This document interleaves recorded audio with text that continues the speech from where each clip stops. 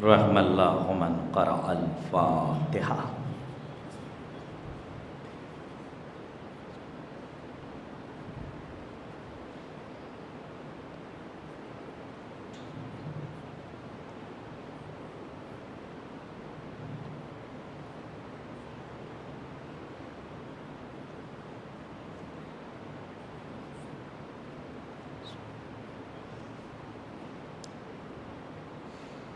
لا حول ولا قوة الا باللہ العلی العظیم۔ اعوذ باللہ السمیع العلیم من الشیطان اللعین الرجیم۔ بسم اللہ الرحمن الرحیم۔ الحمد للہ الواحد الاحد الفرد الصمد الذی لم یلد ولم یولد ولم یکن لہ کفوا احد۔ الصلاۃ والسلام وتحیۃ والاکرام علی النبی الامی المکی المدنی الہاشمی القرشی المطلبی سیدنا و نبینا و شفیع ذنوبنا و حبیب قلوبنا مولانا مولا الثقلین جد الحسنین ابی القاسم محمد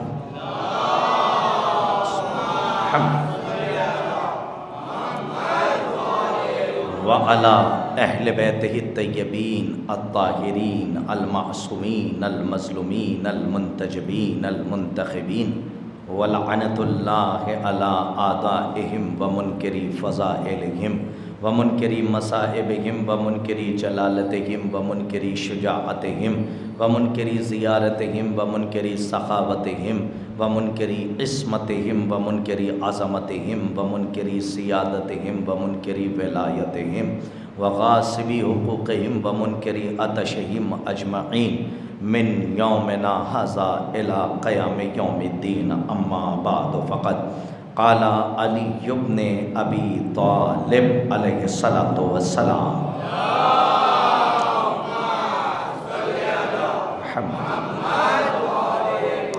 بسم اللہ الرحمن الرحیم۔ اول الدین معرفتہ، صلوات بر محمد و آل محمد بابا۔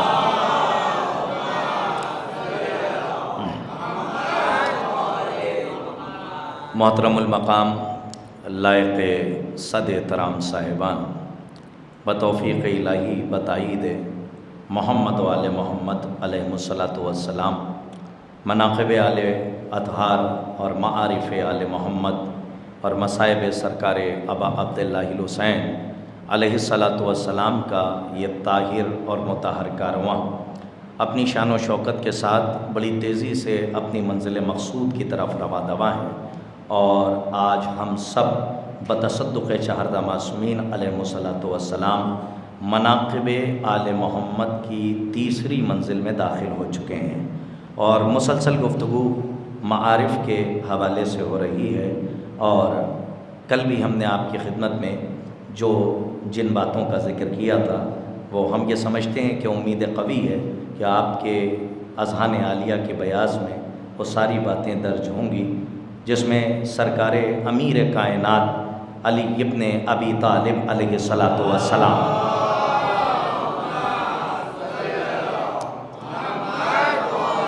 کا ارشاد گرامی ہے کہ اول الدین معرفتہ، کہ دین کی ابتدا، دین کا پہلا زینہ اور دین کا آغاز معرفت سے ہوتا ہے، یعنی بغیر معرفت کے دین کا آغاز نہیں ہوتا۔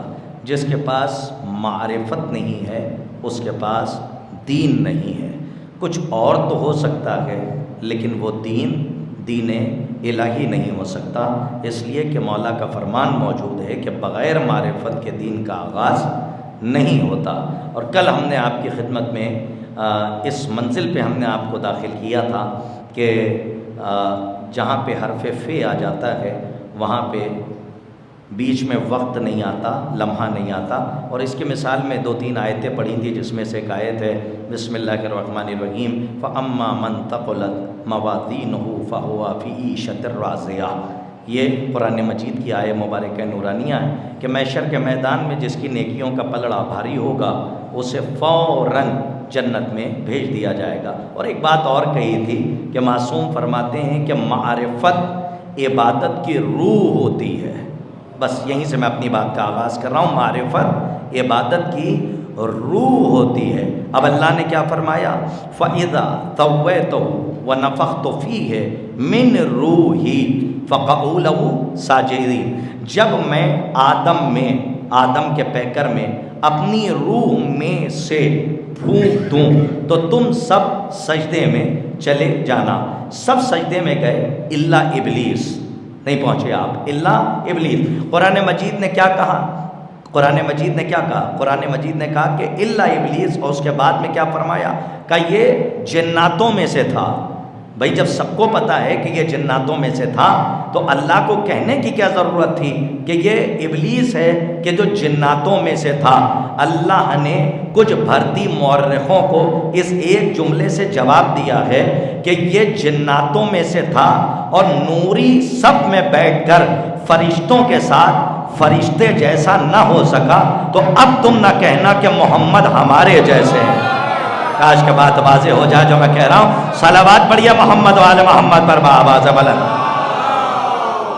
بس آپ کی آمادگی نے بتا دیا کہ میں یہاں سے تھوڑا سا اور آگے بڑھ سکتا ہوں۔ اب دیکھیے آنے والوں کا تھوڑا سا انتظار میں کر لیتا ہوں، اس لیے کہ ہو سکتا ہے کہ کہیں مصروف ہوں اور راستے میں ہوں، وہ آ رہے ہوں۔ اب غدیر کے سلسلے سے مجلس ہے، اس لیے کہ مجلس غدیر کو یاد دلانے کے لیے ہے۔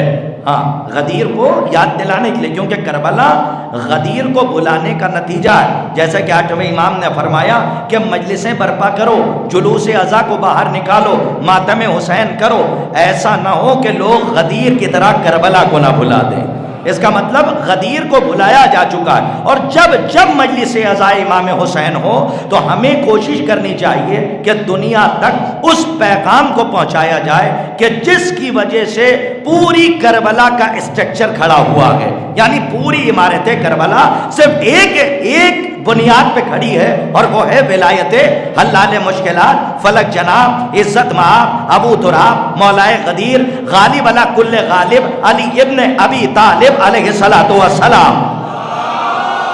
بھئی یہاں سے آمادہ رہیے، میں تھوڑا سا آگے بڑھ رہا ہوں۔ محمد وآل محمد، ہماری بات پہنچ رہی ہے؟ اب جتنا انتظار تھا وہ میں نے کر لیا۔ کیا فرمایا کہ جب میں آدم کے پیکر میں، اٹینشن رہیے، اپنی روح میں سے پھونکوں تو تم سب سجدے میں چلے جانا۔ اب سورت کے محترم صاحبان سے لے کر ناظرین تک اور سامعین تک جو اس مجلس کو لائیو ٹیلی کاسٹ ہو رہی ہے مجلس اور لائیو سن رہے ہیں، یا جہاں تک میری بات پہنچ رہی ہے یا ریکارڈنگ ہونے کے بعد جو لوگ سنیں گے، ان سے بھی میرا سوال ہے کہ روح وہ رکھے کہ جو جسم رکھتا ہو۔ نہیں، تھوڑا سا میرا ساتھ دیجئے گا، میں کہاں لے کر آیا ہوں۔ اللہ کیا کہہ رہا ہے کہ جب میں اس میں اپنی روح میں سے پھونکوں تو تم سب سجدے میں چلے جانا۔ تو روح کی ضرورت اسے ہوتی ہے کہ جو جسم رکھتا ہو، لیکن اللہ جسم و جسمانیات سے مبرہ ہے۔ نہ اللہ چہرہ رکھتا ہے، نہ اللہ آنکھیں رکھتا ہے، بھئی تھوڑا سا جاگیے، نہ اللہ کان رکھتا ہے، نہ اللہ ہاتھ رکھتا ہے۔ بھئی جسم والا اللہ اور مذہب میں ہوگا، علی کے مذہب میں نہیں ہے۔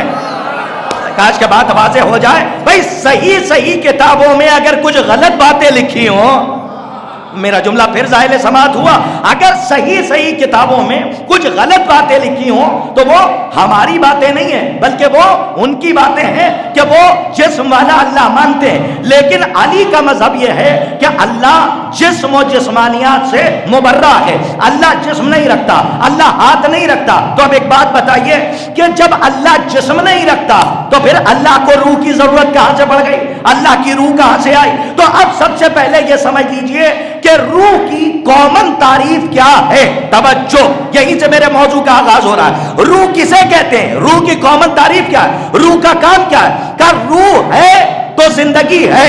بھائی تھوڑا سا توجہ فرمائیے گا، روح ہے تو زندگی ہے، روح نکل گئی تو زندگی ختم، روح ہے تو حیات ہے، روح نکل گئی تو حیات ختم۔ اس کا مطلب یہ ہے کہ روح ہوتی ہے حیات کی ذمہ دار۔ کاش کے بعد واضح ہو جائے، روح ہوتی ہے حیات کی ذمہ دار، یعنی حیات کی ذمہ دار ہوتی ہے روح.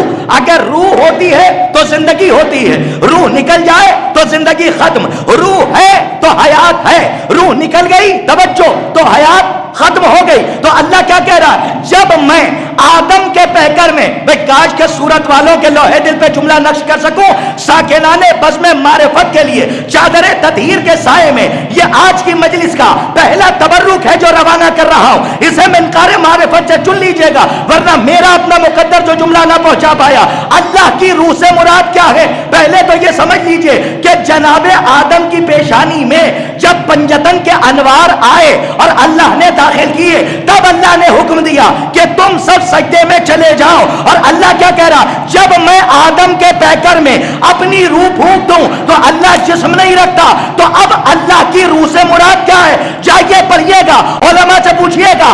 اللہ کی روح سے مراد وہ ہستیاں ہیں کہ جن کے وجود سے حیات لا الہ الا اللہ کا سفر چل رہا ہے.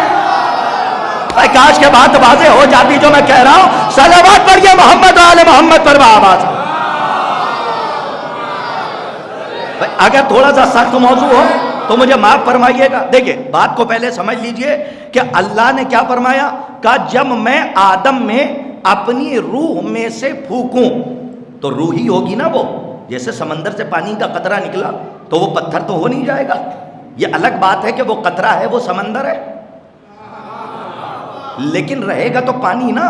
تو روح میں سے اگر نکلے گی تو وہ روح ہی ہوگی.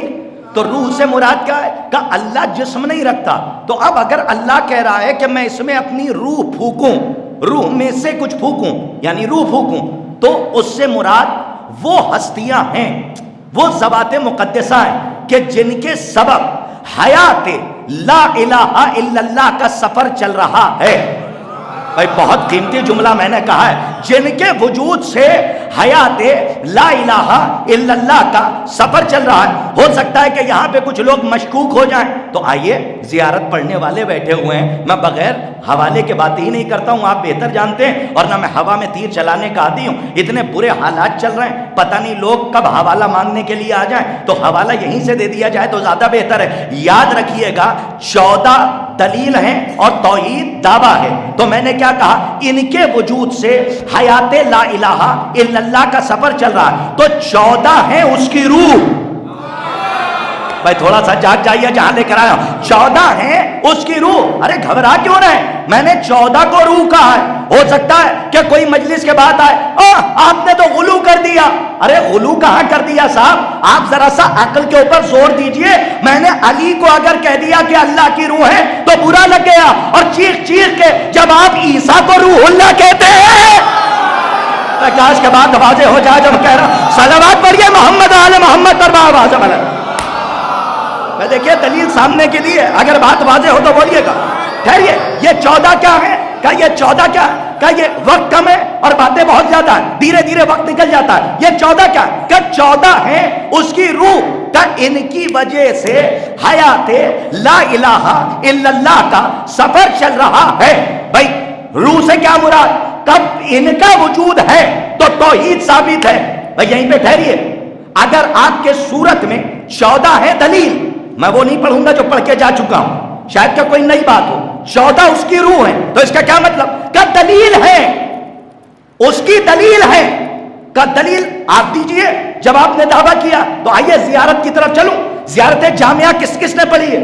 بھئی کوئی ایسا نہیں ہوگا جس نے زیارت جامعہ نہ پڑھی ہو اور زیارت جامعہ کا مطالعہ نہ کیا ہو. مثال کے طور پہ اس سورت کے باہر احمد آباد میں, میری طرف دیکھیے, احمد آباد میں اگر آپ کی 4 بیگھے میں کوئی کوٹھی ہو, 4 بیگھے میں یا 4000 اسکوائر فٹ زمین پر کوئی کوٹھی ہو, کوئی بنگلہ ہو, اور میں اس کے اوپر قبضہ کر لوں, توجہ, میں اس کے اوپر قبضہ کر لوں اور عدالت میں کیس کر دیا جائے, تو میں کہلاؤں گا غاصب. پورے مجمع کی توجہ چاہ رہا ہوں, میں کیا کہلاؤں گا, غاصب. کیوں؟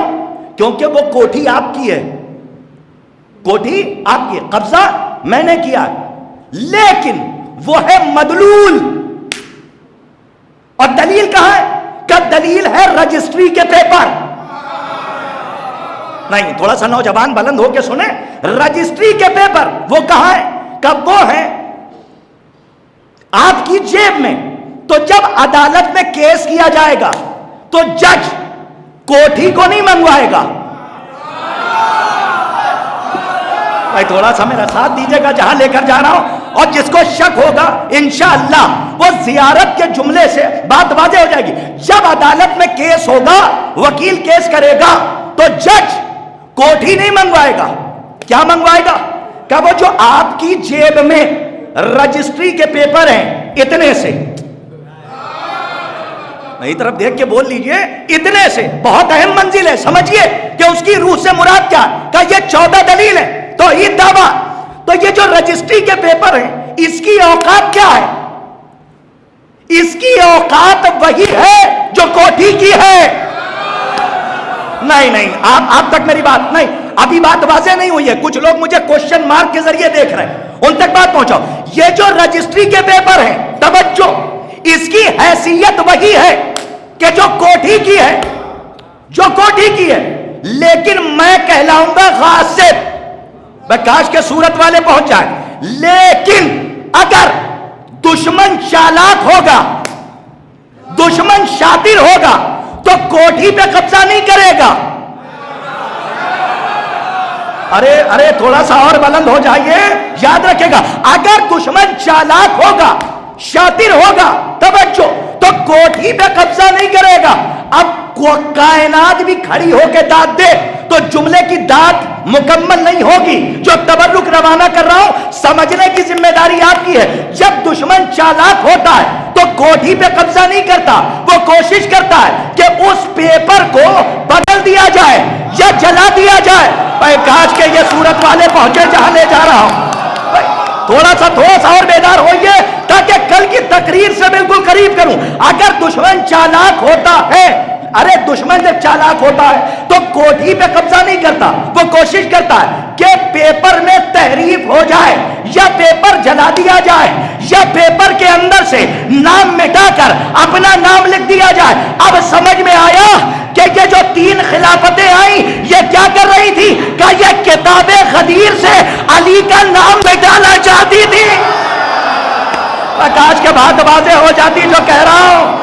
صلوات پر یہ محمد آل محمد پر بابا. نہیں ابھی تو مجھے بھی اطمینان نہیں ہوا جہاں تک میں لے کر آیا. ایک صلوات بلند آواز سے پڑھیے کیونکہ منزل بہت بلند ہے.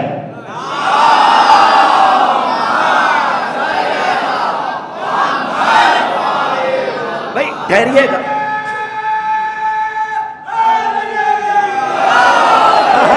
یہ جو 3 خلافتیں ضالہ آئی تھی یہ کتاب غدیر سے، ابھی کتاب کو نہیں بدل رہی ہیں، نہ انہوں نے چاہا کہ کتاب غدیر سے علی کا نام ہٹا کر اپنا نام لکھ دیا جائے. لیکن اگر رجسٹری کے پیپر ہی اللہ کے پاس ہوں، تھوڑا سا جاگ جائیے جہاں لے کر آیا ہوں، توجہ رکھیے گا. رجسٹری کے پیپر ہی اگر اللہ کے پاس ہو تو بندے کی اوقات کیا کہ جو پیپر میں تحریف کر دے. اب آئیے غدیر سے کربلا لے چلوں. شاطر دشمن یا تو نام بدلتا ہے، کاش کے جملہ پہنچ جائے، یا پیپر کو جلا دیتا ہے. اب سمجھ میں آیا کہ مدینے سے نکلتے وقت یہ کیوں کہا تھا حسین نے کہ میں فساد کرنے کے لیے نہیں جا رہا ہوں. کہا کس لیے؟ کل اصلاح امت جدی. اس کا مطلب کیا ہے؟ کہ نماز بچانے نہیں نکلے تھے، روزہ بچانے نہیں نکلے تھے، بلکہ کربلا میں توحید کی دلیل بچانے گئے تھے.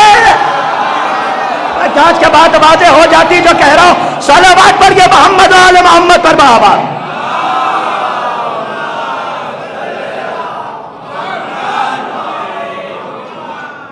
توحید کی دلیل بچانے گئے تھے. جب دلیل بچ جائے گی تو انسان مدلول تک پہنچے گا. جب مدلول تک پہنچے گا تو پھر نماز صحیح.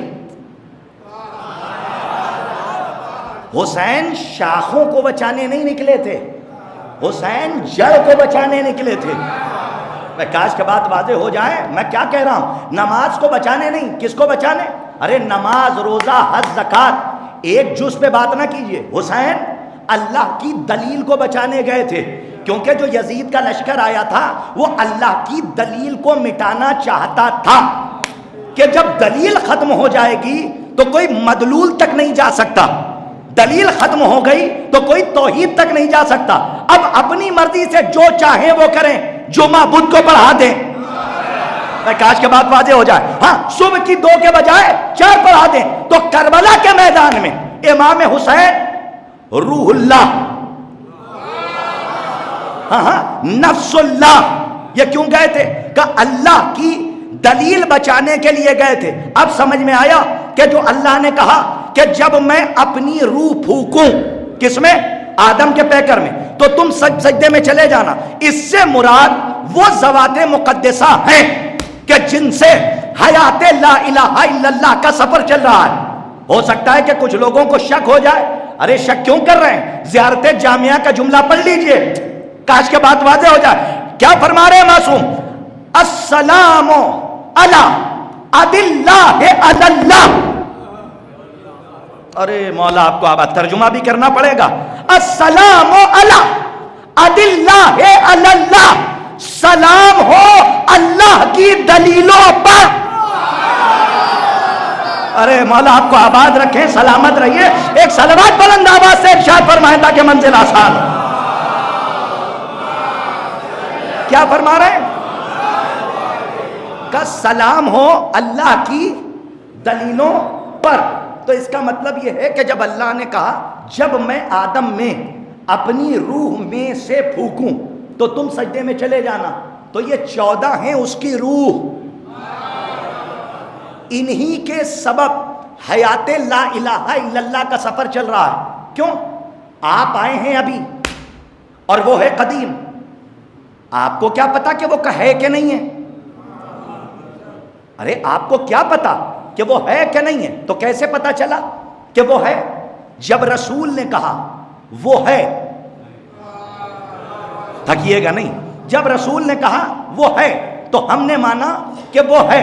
اس کا مطلب یہ ہے کہ جتنے فرقے مسلمان ہیں ان سب پر احسان ہے سرکار رسالت مآب کا کہ انہوں نے کہا کہ وہ ہے تو ہم نے مانا کہ وہ ہے۔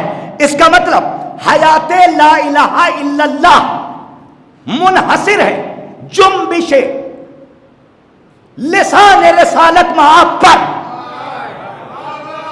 بھائی کاش کے جملے کی قیمت دیتے، جنبش لسان رسالت مآب پر، کہ رسول کہہ دیں کہ وہ ہے تو وہ ہے۔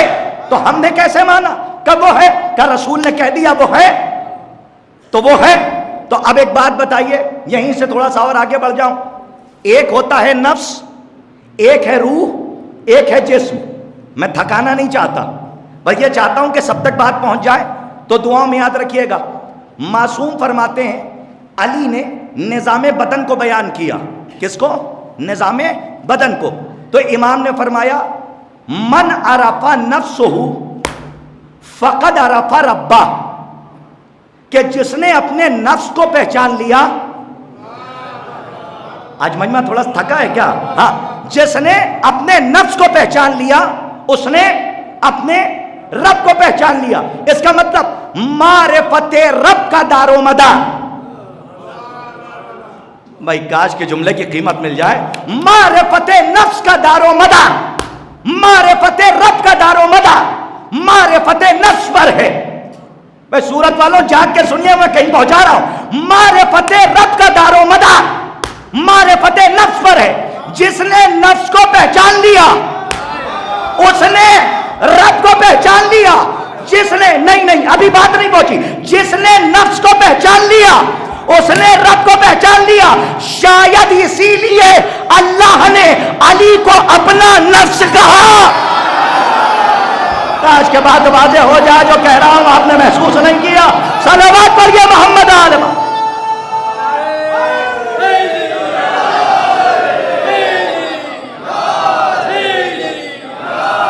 شاید اسی لیے اللہ نے علی کو اپنا کیا بنایا ہے؟ کیا بنایا؟ نفس قرار دیا۔ اچھا اگر ہضم کر سکیے تو ہضم کر لیجئے گا، اس لیے کہ ڈوز زیادہ نہیں دینا چاہیے۔ جتنا سنبھال لیں ڈاکٹر کہتا ہے اتنا ہی دینا، اس سے زیادہ دو گے تو ریئیکشن اچھا نہیں ہوگا، ٹھیک ہے؟ تو اب آپ سے ایک بات بتاؤں، نفس کہتے ہیں یعنی جو آپ دیکھیں بات آگے آئے گی تو اس کو بہت، یہ نظام بدن قرطاس نہیں بیان کر رہے ہیں، یہ نظام بدن علی بیان کر رہے ہیں۔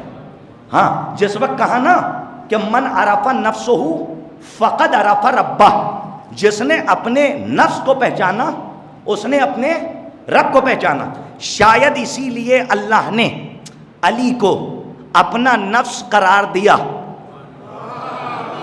نہیں دیکھیے یہی ہے فیضان حسین، یہی سمجھا رہے تھے کربلا میں کہ جو امت مسلمہ سمجھ نہیں پائی۔ عبادت اللہ کے نزدیک سجدہ کرنے کا نام نہیں، کاش کے پہنچا لے جاؤں، عبادت روزہ رکھنے کا نام نہیں، ذرا بلند آ کے سنیے گا، عبادت حج کرنے کا نام نہیں، پھر عبادت کیا ہے؟ جملے کی قیمت دیجیے گا، عبادت حق اور باطل میں فرق کرنے کا نام نا۔ ٹھہریے، میں نے کہا کہ کچھ لوگ مجھے عالم تذبذب میں دیکھ رہے ہیں، میں پھر کہہ دوں عبادت سجدہ کرنے کا نام نہیں، عبادت صرف حج کرنے کا نام نہیں، زکوٰۃ دینے کا نام نہیں، میں نے اللہ کے نزدیک جو مفہوم عبادت ہے وہ ہے حق اور باطل میں فرق کرنے کا نام، کہ صحیح کیا ہے، تب سمجھیے گا۔ کربلا کو کبھی ایسے دیکھیے تو بات سمجھ میں آئے گی۔ میں نے کیا کہا کہ اسی لیے نفس کو پہچاننا رب کو پہچاننے کے برابر ہے، تو عبادت سجدہ کرنے کا نام نہیں۔ مفہوم عبادت آپ کے نزدیک کیا ہے ہم نہیں جانتے، اللہ کے نزدیک کیا ہے؟ کہ حسین نے بتایا روز عاشور کا کب کا، اسی لیے امام حسین نے فوج اشکیا سے ایسا سوال کیا کہ جو 10 سال کا بچہ سمجھ لے۔ تھوڑا سا بلند آئیے، کہ یہ سوال کیوں کیا امام حسین نے؟ توجہ، کیوں کیا کہ تم مجھے کیوں قتل کر رہے ہو؟ کاش کے بات واضح ہو جائے۔ کبھی سوچا ہے کہ ایسا سوال کیا جو 10 سال کا بچہ سمجھ لے؟ امام نے پوچھا، لاجک ہے، منطق ہے، کہ کیوں پوچھا کہ تم مجھے کیوں قتل کر رہے ہو؟ تو آواز کیا میں نے حلال کو حرام کر دیا، حرام کو حلال کر دیا؟ کیا میں نے بے سبب کسی کو قتل کر دیا ہے؟ کہا نہیں۔ کہا کیوں قتل کر رہے ہو؟ کہا بغضاً لأبیک۔ ایک جملہ اور یاد آ رہا ہے، ولایتیوں کے لیے تحفہ ہے، قبول کیجئے گا، بغضاً لأبیک، بغضاً لأبیک۔ یہ جو لوگ کہتے ہیں نا کہ کربلا نماز کا جھگڑا تھا، روزے کا جھگڑا تھا، حج کا جھگڑا تھا، زکوٰۃ کا جھگڑا تھا، امام حسین نے اپنے قاتل کے منہ میں ہاتھ دے کر اس کے کلیجے کی بات باہر نکال لی اس ایک جملے سے کہ تم مجھے کیوں قتل کر رہے ہو؟ تو قاتل نے خود کہا بغضاً لأبیک، آپ کے باپ کی دشمنی میں یہ کیوں پوچھوایا؟ کہ روزے عاشور امام حسین نے اپنے قاتل کے ذریعے کربلا میں ایڈمٹ کروایا کہ کربلا نماز روزے کا جھگڑا نہیں ہے، علی ولی اللہ کا جھگڑا۔ کاش کے بعد واضح ہو جاتی جو میں کہہ رہا ہوں، آپ نے محسوس ہی نہیں کیا۔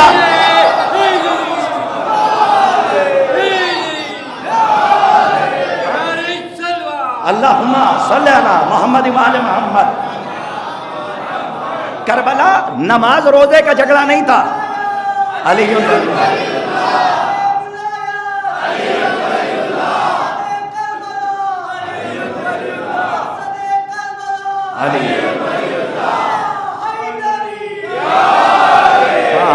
اب ایک جملہ ہے، اب اس سے پہلے کہ لوگوں تک غلط پیغام چلا جائے، انہوں نے نعرہ تو بہت اچھا لگایا اور انہوں نے کہا مقصد کربلا، ارے مقصد دین ہی علی ولی اللہ۔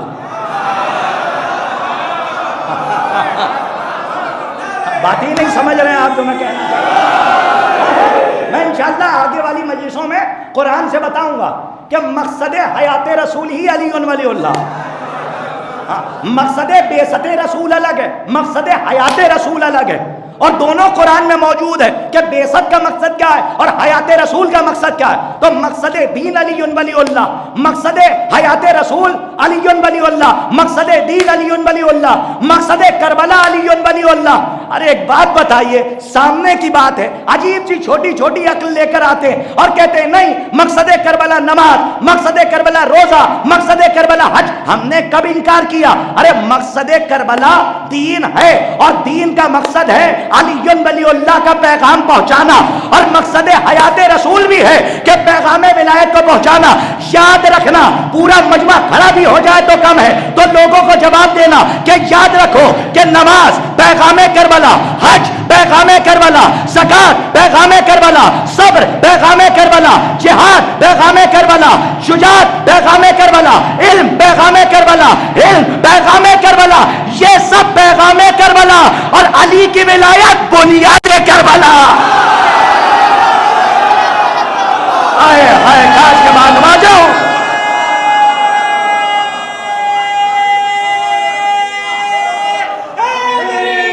یا علی مدد، یا علی مدد، یا علی مدد۔ اللہم صلی علی محمد و آل محمد۔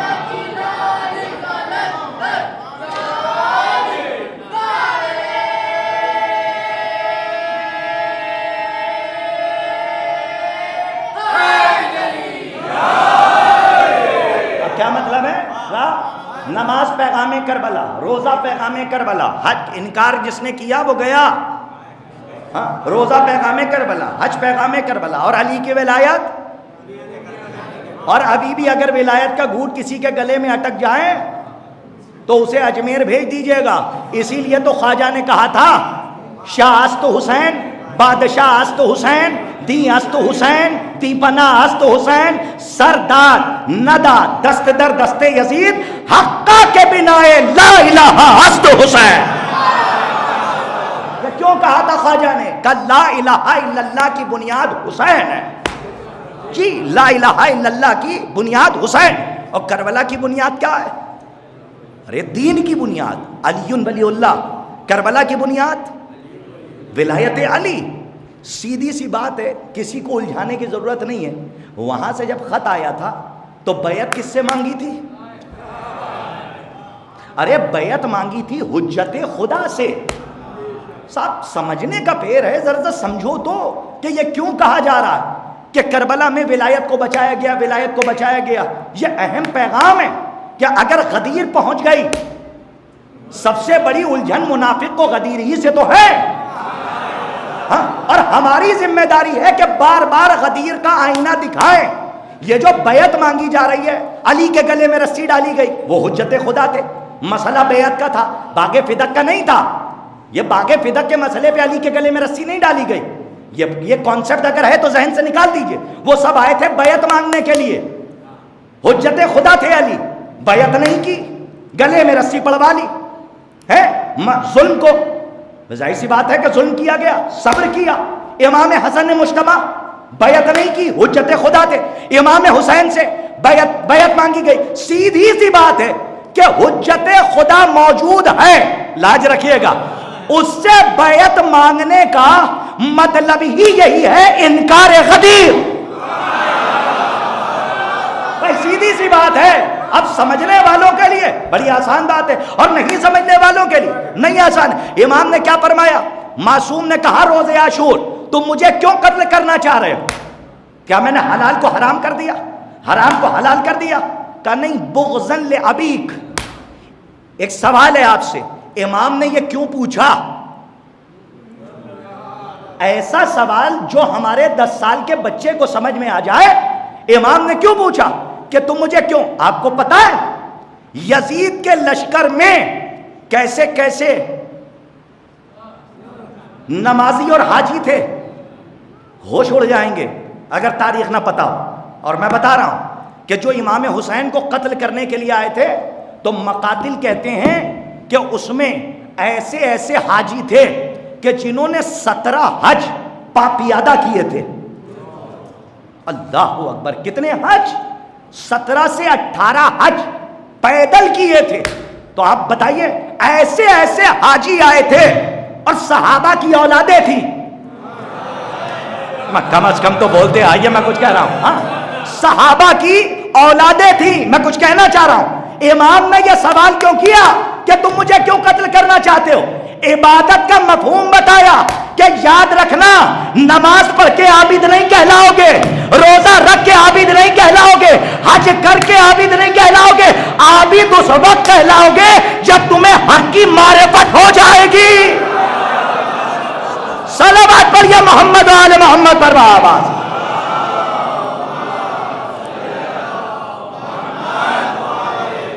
ایک صلوات بلند آواز سے ہمارے کہنے سے پڑھ دیجئے، صلی اللہ محمد محمد۔ جیتے رہیے، مولا آپ کو آباد رکھیں۔ تو امام نے کیا فرمایا؟ انشاءاللہ لطف آئے گا۔ امام نے، میں موضوع پر ہوں، امام نے کیا فرمایا؟ میں ٹکڑوں پہ بات کرنے کا عادی بھی نہیں ہوں، آپ بہتر جانتے ہیں، کیونکہ مجھے خود لطف نہیں آتا۔ بات ایک آسمان کی ہو رہی ہے تو ستاروں سے سجا ہوا آسمان آپ کی فکر کی جھولی میں رکھ کے میں آگے بڑھ جاؤں۔ امام نے فرمایا من عرفہ نفسہ، نیند تو نہیں آ رہی؟ ہاں اڑا لیجئے گا۔ من عرفہ نفسہ فقد عرفہ ربہ، کہ جس نے اپنے نفس کو پہچانا اس نے اپنے رب کو پہچانا۔ جیسے ہی یہ حدیث ارشاد فرمائی تو ایک سائل آیا، بس میری طرف دیکھو، ایک سائل آیا اور آنے کے بعد کہتا مولا یہ جو آپ نے فرمایا من عرفہ نفسہ فقد عرفہ ربہ، اب آپ کی ذمہ داری ہے، اب میرا ساتھ آپ دیجئے گا۔ تو ایمان سے اس نے کہا مولا اس کی وضاحت فرمائیے۔ تو امام مسکرائے اور مسکرا کے کہا وجود کی حقیقت ہوتا ہے نفس۔ نہیں ڈرائیے گا نہیں، وجود کی حقیقت ہوتا ہے، ابھی خود بولیں گے آپ، نفس، جسم نہیں ہوتا۔ آپ کیا سمجھ رہے ہیں؟ جسم ہے کہ نہیں؟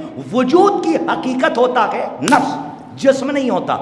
کا دلیل کا جیسے کسی نے آپ سے پوچھا یہ کیا ہے تو آپ نے کہا میرا ہاتھ۔ یہ کیا ہے؟ میرا چہرہ۔ انشاءاللہ یہ سناٹا طوفان میں بدلے گا۔ یہ کیا ہے؟ میرا ہاتھ، سلامت رہیے۔ یہ کیا ہے؟ میری آنکھیں۔ یہ کیا ہے؟ میرا چہرہ۔ یہ کیا ہے؟ میری انگلیاں۔ یہ کیا ہے؟ میری ہتھیلی۔ تو یہ جب سب کچھ آپ کا ہے تو آپ کہاں ہیں؟ بڑی قیمت دی آپ نے، سلامت رہیے۔ یہ جب سب کچھ آپ کا ہے، امام نظام بدن بیان کر رہے ہیں اور اسی سے فضائل ہیں، سنیے گا۔ امام نے کہا جب یہ سب کچھ آپ کا ہے تو آپ کہاں ہیں؟ مثال کے طور پہ یہ شال ازا میری ہے، توجہ، یہ لبادہ میرا ہے، یہ کرتا میرا، لیکن یہ میں نہیں ہوں۔ سلامت رہو، بڑا لطف آئے گا۔ کہا یہ میں نہیں ہوں۔ تو امام سے پوچھا گیا کہ پھر، امام نے کہا تم کہاں ہو؟ تو امام سے اس نے کہا کہ مولا پھر میں کہاں ہوں؟ کہ میں ہے وہ اندر نفس۔ سلامت رہیے، بڑا لطف آئے گا۔ کہ میں ہے اندر وہ نفس۔ قیمت دیجئے گا، اتنا بھروسہ ہو گیا آپ پہ کہ جو موضوعات چند جگہوں پہ میں پڑھتا ہوں ہندوستان میں اور بیرون ہندوستان، تو وہ آپ کے ہاں بڑی آسانی سے میں پڑھ لے جاتا ہوں کیونکہ اتنا سکون ہے۔ اور الحمدللہ الجھی ہوئی گتھیوں کو آپ خود ہی سلجھانا جانتے ہیں کہ کیسے سلجھتی ہے۔ کہ آپ کا چہرہ دیکھ کر نہیں بلکہ یوٹیوب پہ جب لوگ دیکھیں گے تو خود ہی سمجھ جائیں گے کہ اشاروں سے آپ ساتوں آسمان کی سیر کرتے ہیں۔ ماشاءاللہ جگہ جگہ کے لوگ بیٹھے ہوئے ہیں، مولا آپ کو آباد رکھیں۔ امام نے فرمایا اندر ہے تمہارا جو میں ہے وہ تم ہو اندر، کیونکہ وجود کی حقیقت ہوتا ہے نفس، اور اللہ نے نفس کو ایک ڈریس پہنایا۔ ذرا سا اوپر آئیے۔ ہاں، اللہ نے نفس کو ایک ڈریس پہنایا۔ قیمت دیجئے، ڈریس۔ اور وہ ڈریس کیا ہے؟ کہ یہ باڈی، یہ پارٹس آف باڈی، یہ ہے نفس کا ڈریس۔ یہی وجہ ہے آپ سے لے کر وہاں تک، کیا جملہ امام نے کہا کہ یہی وجہ ہے کہ جب ڈریس کے پیچھے نفس کافر ہوتا ہے اور کوئی انسان زبان سے لا الہ الا اللہ کہتا ہے تو قرآن اس منزل میں انسان کو منافق کہہ دیتا ہے۔ مولا آپ کو آباد رکھیں، سلامت رہیے، جیتے رہیے بھائی، سلامت رہیے گا، مولا آپ کو آباد۔ یہی وجہ ہے، تھوڑا سا سمجھیے گا، جہاں تک لے کر آیا ہوں تھوڑا سا ٹف ہے لیکن آسان کر رہا ہوں۔ ڈریس کے پیچھے میں کہیں لے جا رہا ہوں، ڈریس کے پیچھے جب نفس کافر ہوتا ہے اور زبان سے کوئی کہے لا الہ الا اللہ محمد رسول اللہ، ایک جملہ اور کہوں، یا نبی سلام علیکہ، ہاں کوئی کچھ کہتا رہے، لیکن اگر ڈریس کے پیچھے نفس کافر ہے اور زبان سے اظہار ایمان کر رہا ہے تو قرآن اس منزل میں اسے منافق کہتا ہے۔ کیوں کہ ایک کیفیت اندر،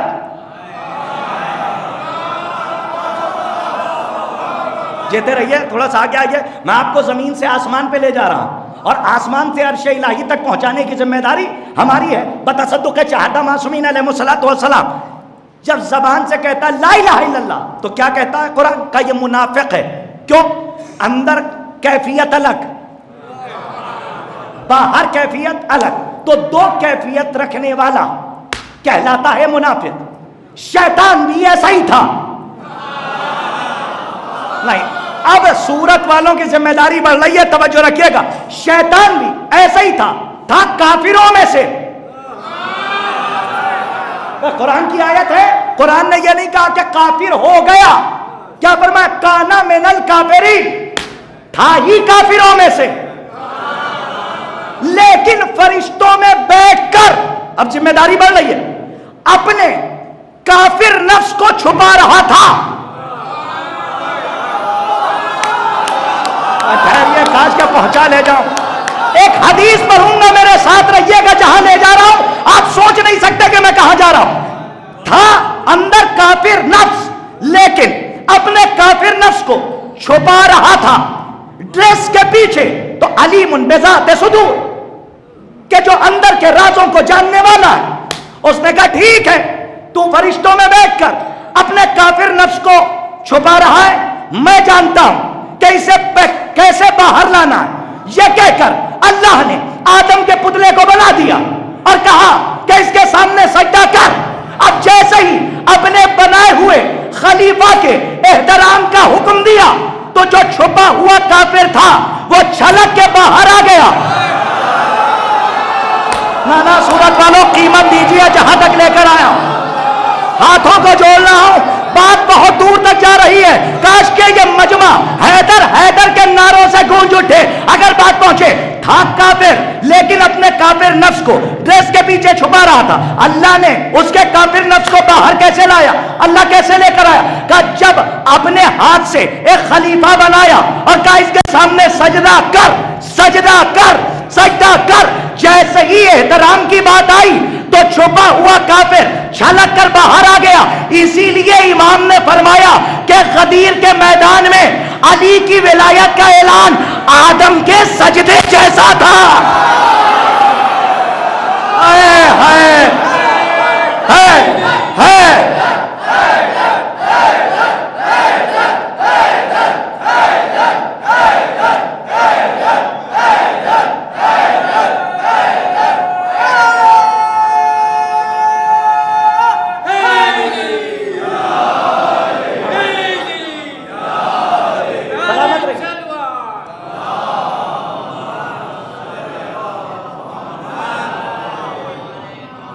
امام فرماتے ہیں کہ حدیث ہے صاحب، مولا کہتے ہیں غدیر کے میدان میں ہمارے جد علی کی ولایت کا اعلان آدم کے سجدے جیسا تھا۔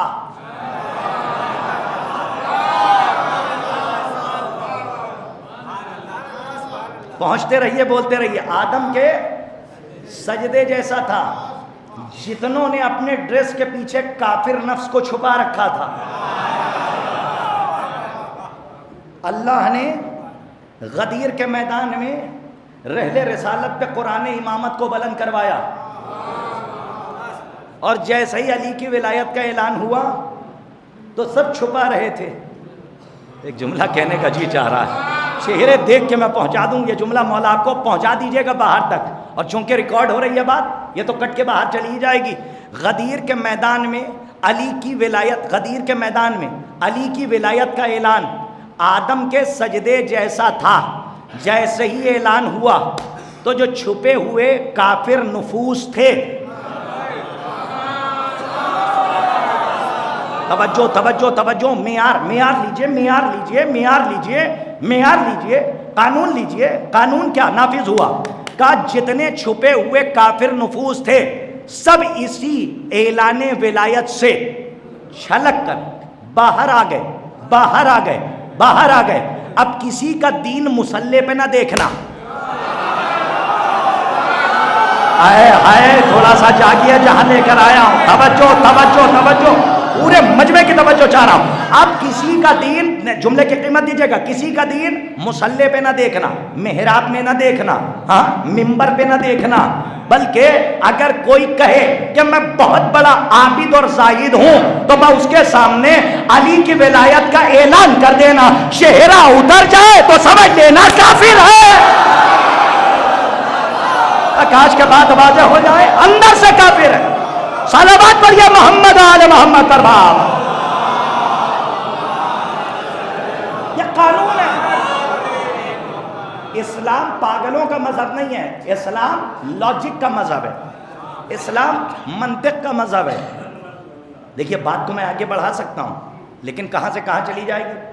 میرے پاس جتنا وقت ہے میں گھڑی کو سامنے دیکھ کے آپ کے سامنے پہنچا رہا ہوں، اس لیے کہ ماشاءاللہ روزانہ خطاب کرنا ہے نا، کوئی ایک مجلس تو ہے نہیں میں دو ڈھائی گھنٹے پڑھ کے چلا جاؤں۔ تو الحمدللہ آپ سن رہے ہیں، ایک صلوات بلند آواز سے سنائیے تو دو باتیں عرض کر کے مجلس تمام کر دیں۔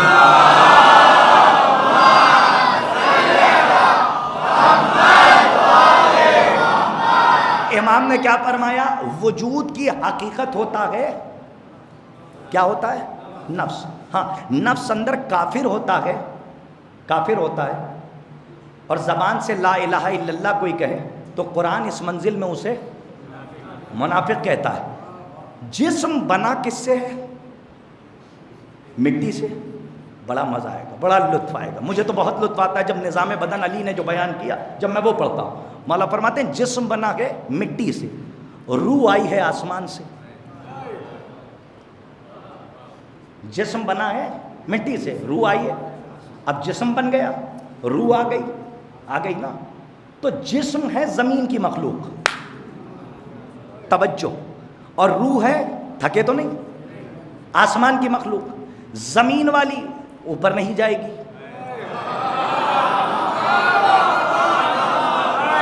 توجہ توجہ، اور جو آسمان سے آئی ہے وہ زمین پہ رہنا پسند نہیں کرے گی، تو دونوں ہیں اپوزٹس۔ کیا جملہ ہے امام کا! مولا کہتے ہیں کہ اللہ نے دو اپوزٹس کو ایک نفس کے ذریعے جوڑ دیا۔ نہیں قیمت نہیں دیا آپ نے، جہاں میں پہنچانا چاہ رہا تھا۔ امام نے فرمایا کہ دو اپوزٹس کو، دو متضاد کو اللہ نے ایک نفس کے ذریعے جوڑ دیا، ایک نفس کے ذریعے جوڑ دیا۔ تو اس کا مطلب یہ ہے ہمارا نفس کمتر نفس، ذلیل نفس، لیکن اتنی صلاحیت اللہ نے رکھی نفس کے اندر کہ دو اپوزٹس کو، کاش کے پہنچا لے جاؤں، ایک نفس کے ذریعے جوڑ دیا۔ یہ ہے آپ کا نفس کہ جس میں اتنی صلاحیت ہے کہ دو اپوزٹس کو جوڑ دے۔ تو اب سوچئے کہ جو اللہ کا نفس ہو، نہ ابھی پہنچے نہیں جہاں میں لے جا رہا ہوں، ٹھہریے گا، انیس و دبیر ہے، کوئی اور نہیں ہے۔ علی کے جیسا کوئی عادل زمانہ ہوا ہی نہیں، ہاں انیس و دبیر ہیں۔ وہ فرماتے ہیں باز و کبوتر کا ایک آشیانہ ہو گیا، کیونکہ عادل زمانہ ہے، باز کبوتر کا دشمن ہے یا نہیں؟ میری طرف دیکھیے، میں کہاں لے جا رہا ہوں۔ باز اور کبوتر ایک جگہ پہ نہیں رہ سکتے، لیکن اگر عدالت علی کی ہو، خیریہ جہاں تک لے کر آ رہا ہوں، انیس و دبیر ہیں صاحب، انیس و دبیر ہیں، اور وہ کہہ رہے ہیں کہ باز و کبوتر کا ایک ہی آشیانہ ہے، کہ باز و کبوتر کا ہے، کہ ایک باز و کبوتر کا آشیانہ ہوا۔ یہ مصرع انیس و دبیر ہے۔ وہ کہہ رہے ہیں کہ ایک آشیانے میں باز بھی ہے، کبوتر بھی ہے، کیونکہ علی جیسا عادل زمانہ کوئی ہے ہی نہیں، تو باز تھا کبوتر کا دشمن، لیکن جب علی کی عدالت ہوئی تو ایک ہی آشیانے میں باز بھی بیٹھا ہے۔ بس صورت والوں کا ہی لے جا رہا ہوں، یہ دو اپوزٹس ہیں نا، ایک ساتھ نہیں رہ سکتے۔ اب کاش کے آخری امام تک میں پہنچا لے جاؤں، بس زبان میں وہ اثر دے بی بی کاش کے آپ کو پہنچا لے جاؤ. آپ کے نفس میں صلاحیت ہے کہ دو اپوزٹس کو ایک جگہ پہ جوڑ دے. تو اب جو نفس اللہ ہو اس کی صلاحیت کیا ہے کہ جو پردے میں بیٹھا ہے, جو ہمارا آخری امام ہے, وہ بھی ہے نفس اللہ. یہی وجہ ہے کہ جب امام آ جائیں گے تو ایک ہی گھاٹ پر ہرن بھی پانی پیے گا اور شیر بھی کاش کے بات واضح ہو جائے جو کہہ رہا ہوں. صلوات پر یہ محمد آل محمد پر بابا.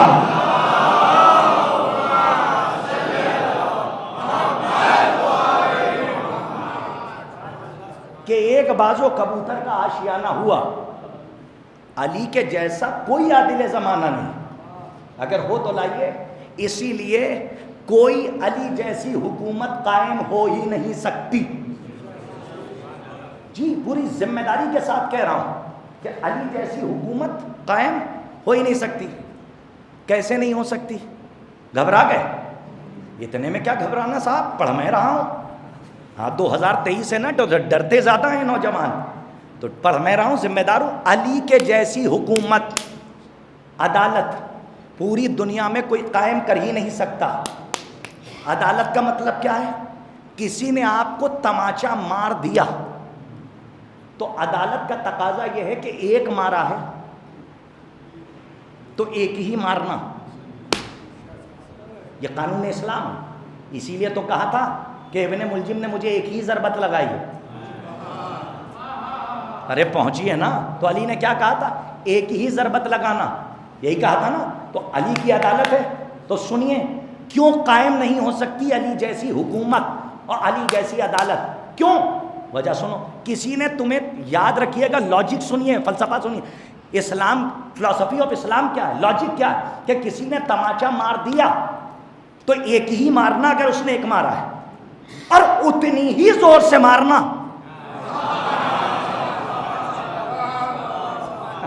اسی میں تو پھنس جاتا ہے آدمی. جتنی تیز مارا ہے, آہستہ سے پڑھوں گا, قیمت دے دیجئے گا. جتنی تیز میں نے آپ کو تماچا مارا ہے, ایک ہی مارا ہے تو ایک ماریے گا. اور اسلام کہتا ہے اتنی ہی تیز مارنا کہ جتنی تیز میں نے آپ کو مارا. اگر اس سے تھوڑا سا زیادہ مار دیا تو اسلام کہتا ہے یہ ہو جائے گا ظلم. ہے کوئی اتنے بڑے مجمع میں کہ جو ویسا ہی تماچا رسید دے؟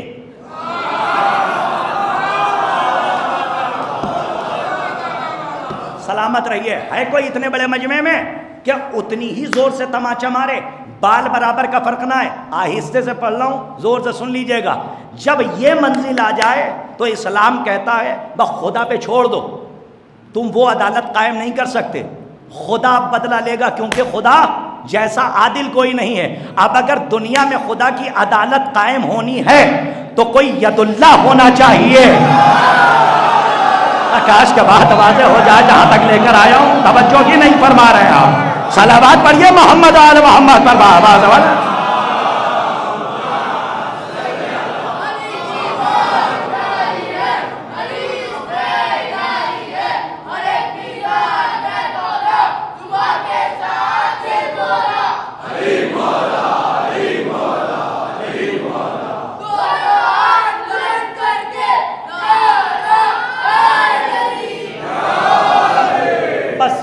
گرامی یاد رکھیے گا, دنیا میں کوئی علی کے جیسی حکومت قائم, اگر کسی کا ایمان ہو تو ہاتھ اٹھا دے, کر سکتا ہے کوئی؟ کوئی نہیں کر سکتا, کوئی نہیں. کوئی اگر ہو دعویٰ کرے تو کذاب ابن کذاب ہے. ہاں, علی کے جیسی عدالت اسی کے پاس ہوگی جو علی کے جیسا ہو. علی کے جیسا کا کون؟ علی کے جیسے امام حسن, امام حسین. اب ایک بات کہہ کے مجلس تمام کر رہا ہوں کیونکہ میرا وقت ہو گیا. نفس اللہ ہے تو امام نے کیا فرمایا؟ وجود کی حقیقت ہے نفس کا. کیا مطلب؟ یہ جو میں کہہ رہا ہے نا, یہ ہے نفس. جو چاہت ہے نا, جو چاہت پیدا کر رہا ہے وہ ہے نفس. تو جیسا نفس ہوتا ہے ویسی چاہت ہوتی ہے. ہاں, جیسا نفس ہوتا ہے ویسی چاہت ہوتی ہے. تو علی ہے نفس اللہ. نہیں خرطاس کربلائی بات ہی نہیں سمجھ میں آئی. ارے تو قرآن کی آیت پڑھیے نا. علی ہے نفس اللہ، حسن ہے نفس اللہ، حسین ہے نفس اللہ، سید سجاد ہے نفس اللہ، آخری مہدی ہے نفس اللہ. اور نفس اگر ایک ہو تو چاہت ایک ہوتی ہے. اسی لیے تو قرآن نے کہا بسم اللہ الرحمن الرحیم ما تشاؤون الا یشاء اللہ. یہ وہی چاہتے ہیں جو اللہ چاہتا ہے. صلوات محمد و آل محمد پر بآواز بلند.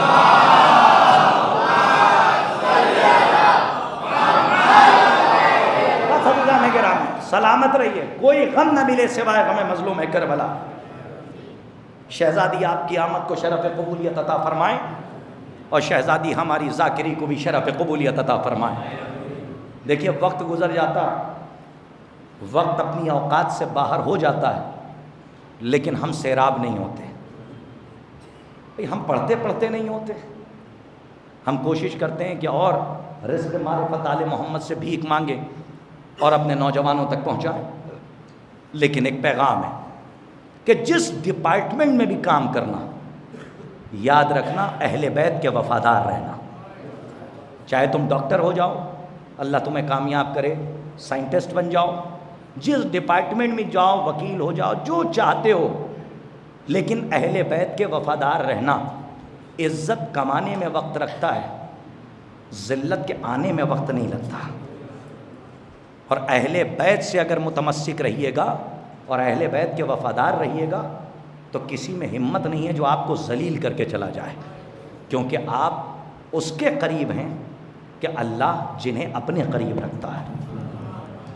اللہ کا توحید کا موضوع ہی اہل بیت ہے. توحید کا موضوع اہل بیت ہے، اور اہل بیت کا پسندیدہ موضوع توحید ہے. تو بہت سے لڑکے ایسے ہیں جو کہتے ہیں مولانا نماز میں کیا رکھا ہے، وقت آگے پیچھے ہو جائے کا کیا مطلب، قضا کر جائیں تو کیا ہوتا. لیکن نہیں، ہاتھوں کو جوڑ کے ایک بات کہہ رہا ہوں، علی والے ہو تم نہیں پڑھو گے تو کون پڑھے گا. اس سے پہلے بھی کہا تھا روزہ تم نہیں رکھو گے تو کون. ارے حدیث ہے الصلاۃ عمود الدین، نماز دین کا ستون ہے. اور یہاں تک حدیث ہے کہ نماز قبول تو سارے اعمال قبول. لیکن اس سے پہلے شاید میں نے اشرے میں پڑھا تھا کہ بیچارہ مسلمان اسی حدیث میں پھنس گیا. جب اس نے پڑھ لیا کہ نماز قبول تو سب قبول، تو اب وہ نماز ہی قبول کروانے میں لگ گیا. لیکن آگے کی حدیث نہیں پڑھی کہ نماز کس چیز سے قبول ہوگی. ہاں نماز قبول ہوگی ولایت علی کی وجہ سے، معرفت اہل بیت کی وجہ سے. معرفت ہے تو آپ کا حق ہے کہ آپ نماز پڑھیے. ان کا حق نہیں ہے نماز پڑھنا کہ جن کے پاس معرفت اہل بیت نہیں ہے، جن کے پاس مکتب اہل بیت نہیں ہے. نماز کا حق انہی کا ہے. آپ سے سوال ہوگا کیوں نہیں پڑھی، اور دشمن سے پوچھا جائے گا کیوں پڑھی. تمہارا تو حق ہی نہیں تھا، حق ان کا تھا کہ جو اہل بیت کے وفادار. تو عزیزوں ہاتھوں کو جوڑ کے بھئی یہ التجا ہے کہ جس ڈپارٹمنٹ میں رہیے اہل بیت کے وفادار رہیے. یہ وہ گھرانہ ہے کہ جس نے دنیا والوں کو دیا ہے، کبھی دنیا سے لیا نہیں ہے. لیکن امت نے کیا دیا؟ جس بی بی کے سائے کو کبھی سورج نے نہ دیکھا، وہ بی بی جب کربلا سے چلی ہے تو ایک ردا کی سوالی بن کے چلی. یاد کیجئے وہ وقت کہ جب سرکار ابا عبداللہ الحسین آخری رخصت کے لیے اپنے بیٹے سید سجاد کے خیمے میں گئے. سید سجاد ایک مرتبہ لیٹے ہوئے تھے، آنکھیں بند تھیں. آنکھیں کھولی تو کیا دیکھا کہ حسین سر سے لے کر پاؤں تک خون میں غلطا. مولا سید سجاد نے کہا بابا میرا چچا عباس کہاں ہے، بابا میرا بھیا علی اکبر کہاں ہے. امام حسین نے کہا کس کس کو سجاد پوچھو، اب مردوں میں میرے اور تمہارے علاوہ کوئی نہیں. اپنے مقدر پہ فخر کرنا جب گھر جانا تو حسین تمہیں کتنا چاہتے ہیں ذرا اپنی عظمت کے اوپر غور کیجئے گا. آپ کا وقار کیا ہے؟ مولا سید سجاد نے اکبر جا چکے ہیں، عباس جا چکے ہیں، حسین لاشوں پہ لاشیں لا کے تھک چکے ہیں. اسی لیے میر عشق نے کہا کہ عباس مر گئے علی اکبر جدا ہوا. عباس مر گئے علی اکبر جدا ہوا. مجھ سے کسی نے یہ بھی نہ پوچھا کہ کیا ہوا. اچھا اللہ اکبر. یہ ہے قربت امام حسین. پورا گھر تاراج ہو گیا، لیکن امام حسین نے آخری وقت میں کسے یاد رکھا؟ جب گھر جانا، جس کی مائیں حیات ہیں وہ مجلس کے بعد جائیں تو اپنی ماں کو سلام کریں، اور جن کی مائیں حیات نہیں ہیں وہ اپنی ماں کے قبر پر جائے اور جانے کے بعد اپنی ماں کو سلام کرے کہ آغوش میں جنہوں نے ناد علی سنائی اور دولت عرفان امام حسین آپ کو گھٹی میں پلائی ہے، اپنے مقدر پہ فخر کیجئے گا. آخری وقت میں اکبر کے سینے سے برچی کی انی کھینچ لی. ارے ٹکڑے قاسم کے لا چکے، اونو محمد کو خون میں نہاتا دیکھ چکے، عباس کے بریدہ بازو لا چکے. اب خون میں نہائے ہوئے حسین اپنے بیٹے سید سجاد کے سامنے کھڑے ہیں. اور ایک مرتبہ سجاد نے کہا میرا چچا عباس کہاں ہے؟ بابا میرا بھیا علی اکبر کا سب مارے گئے، اب میرے اور تمہارے علاوہ کوئی نہیں ہے. لیکن سید سجاد، میں جانتے ہو خیمے میں کیوں آیا ہوں؟ پہلی بات تو یہ کہ میں اسرار امامت کو اب تمہارے سپرد کر رہا ہوں. اب یہاں سے تمہاری ظاہری امامت کا سلسلہ شروع ہو رہا ہے. میری شہادت کے بعد اب تم اس امت کے امام ہو.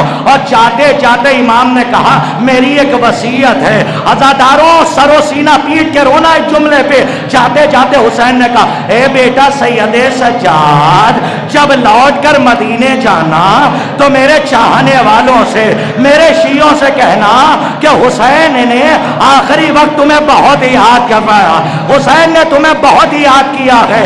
اور امام حسین نے کہا کہ جانا تو کہنا میرے چاہنے والوں سے، میرے چاہنے والوں کو سلام کہنا اور کہنا اے حسین کے شیعوں، اے حسین کے چاہنے والوں. حسین نے کہا ہے کہ جب پانی پینا تو حسین کی پیاس کو یاد کر لینا، اور جب کسی غریب کو دیکھنا تو حسین کی غربت پہ رو لینا. حسین اتنا غریب ہو گیا، اکبر مار دیا گیا، عباس مارا گیا، اونو محمد مارے گئے. ارباب ازا ایک رخصت اور سن لو اور مجلس تمام ہے. رخصت ہو کر خیمے میں آئے، اپنی بہن زینب کو بلایا اور کہا اے میری ماں جائی، اب حسین جا رہا ہے. بہن زینب خدا حافظ، بہن زینب الوداع. ارباب ازا جب رخصت کر کے جانے لگے تو بڑی تیزی سے حسین جب بڑھنے لگے تو ایک مرتبہ امام جناب زینب نے فرمایا اے بھیا محلن محلن یا اخی، اے بھیا ذرا آہستہ آہستہ. ایک مرتبہ حسین رکے، بہائے حسین کہہ کے سینے پہ ہاتھ مار لو. راوی کہتا حسین رکے، بس جیسے ہی حسین رکے بہن آگے بڑھی. ایک مرتبہ امام حسین نے کہا، امام حسین سے کہا جناب زینب نے اے بھیا ذرا اپنے گریبان کو کھولیے گا. امام حسین نے اپنے گریبان کو کھولا، کہا ایک مرتبہ اپنی گردن کو میرے قریب لائیے. امام حسین کی گردن کو جب ایک بہن نے بھیا کی گردن کو چومنا شروع کیا، امام حسین نے کہا بہنا آپ میری گردن کو کیوں چوم رہی ہے؟ جناب زینب نے کہا بھیا اما فاطمہ نے کہا تھا جب میرا حسین آخری رخصت کے لیے آئے تو زینب میری طرف سے حسین کے گلے کا بوسہ لے لینا. بھیا کہہ کر خاموش ہوئے. ایک مرتبہ امام حسین نے کہا ذرا بازوؤں سے اپنی چادر کو ہٹائیے. بس جیسے ہی چادر کو ہٹایا امام حسین نے کلائی کو چومنا شروع کیا. جناب زینب نے کہا اے بھیا آپ کلائیوں کو کیوں چوم رہے ہیں؟ حسین نے کہا ارے بابا علی نے کہا تھا اے حسین جب میدان قتال میں جانے لگنا تو میری طرف سے میری زینب کی کلائیوں کو چوم لینا، اس لیے کہ بعد شہادت میری بیٹی زینب کی کلائیوں میں رسن باندھی جائے گی اور تیار بتیار زینب کو پھرایا جائے گا. میری لاڈلی زینب ایک ردا کی سوالی بن کے شام و کوفہ کے بازار میں پھرائی جائے.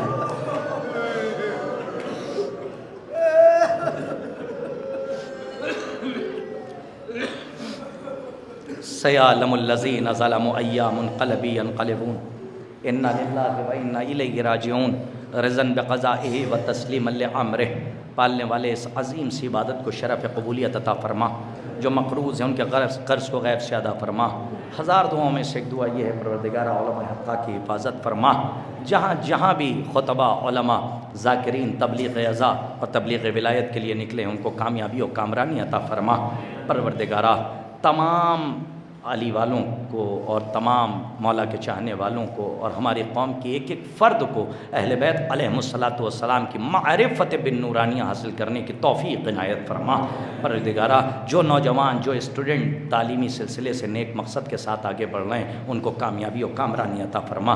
پروردگارہ ہزار دعاؤں میں سے ایک دعا یہ ہے منتقم خون حسین کے ظہور میں تعجیل فرما اور ان کے حقیقی اعوان و انصار میں ہم کو شمار فرما۔ وتقبل منا انک انت السمیع العلیم۔ ماتم اسیران اہل حرم۔